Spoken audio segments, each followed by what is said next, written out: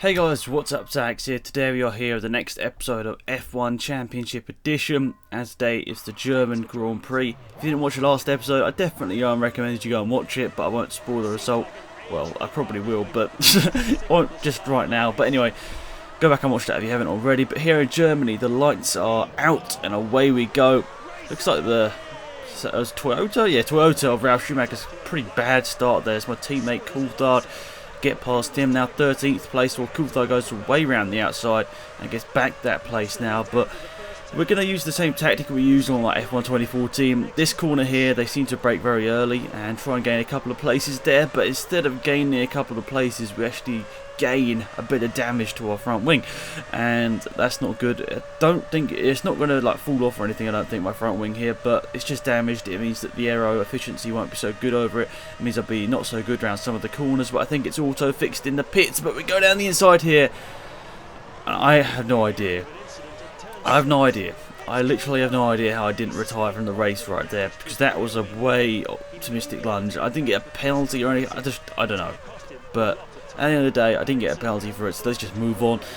And one place outside the points now, Heidfeld, the car in front of me, and a very risky move it was down the inside, but I have lost for words, as you can hear there, about how on earth I did not like retire from the race there, because that was quite a big crash, and somehow it didn't end up breaking my wheels off my car.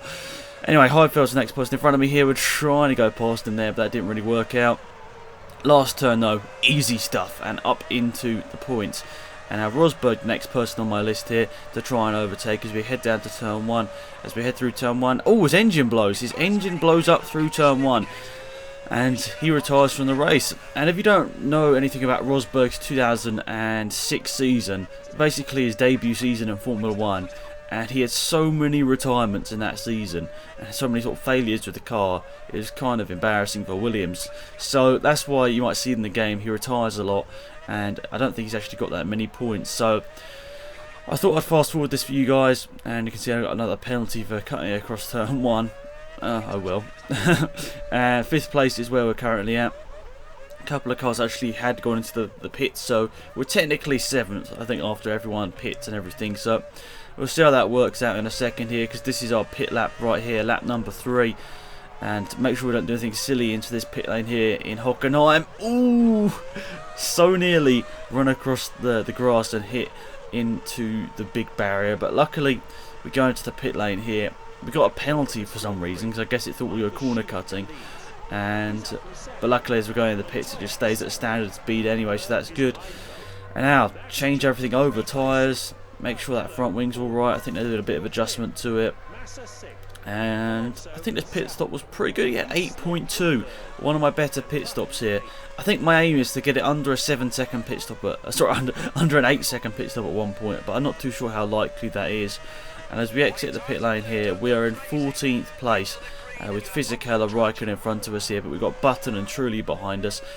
I thought, let's just get through this bit here, about 6 seconds behind Fisichella here, so I thought, it's quite a big gap, but let's just see whether we can close that gap down. Through the middle sector, we've gained a second on him, so that's good stuff. Gained a second on Fisichella, and as cars go into the pit lane here, where are we going to come out after everyone has stopped? It looks like it's 8th place here. And actually I think 1 or 2 people have still got a pit here. You might see at the front of the sort of second queue here, you'll see a Toro Rosso, if I remember correctly, and he hasn't stopped yet, and it's really just put everything.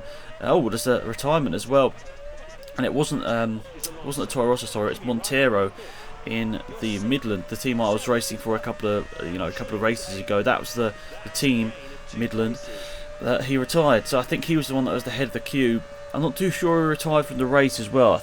I think it could have been a Ferrari, wasn't it? I was going through fast speed, obviously, so fast forward or whatever, and I'm not too sure who exactly it was, but I think it is the Ferrari, or one of them. And it's put us into 6th place here today, and Raikkonen and Alonso in front of us here with 1.5 laps to go here in the German Grand Prix. And obviously, it's sort of a home race in a way for Raikkonen's team here, I know you just thought I was going to say Raikkonen, but no, I mean the team, because obviously it's McLaren, Mercedes back then. Mercedes were a big part of McLaren back then, and we managed to get past Raikkonen, so that's good. And I'm just surprised. This car is really good, and I've got to say it's a massive improvement over the Midland. But I have actually driven the Ferrari, and I can't remember. I've driven a Ferrari and another decent car in a test session once. Like in my actual career mode, I drove it in a test session. They gave me like a contract or whatever. I can't remember exactly how it worked out, but they gave me a test session to see how good I was, and the Ferrari was absolutely awesome. And I'm assuming the Renault is as well. The Renault and the Ferrari probably the best two cars, and I'd say the McLaren Mercedes probably a little bit behind that. But that Ferrari is absolutely insane. I reckon I could easily win the championship actually with the Ferrari, but don't hold me to that, because I might actually get a decent contract at the end of this season, and probably will be like in a championship battle or something.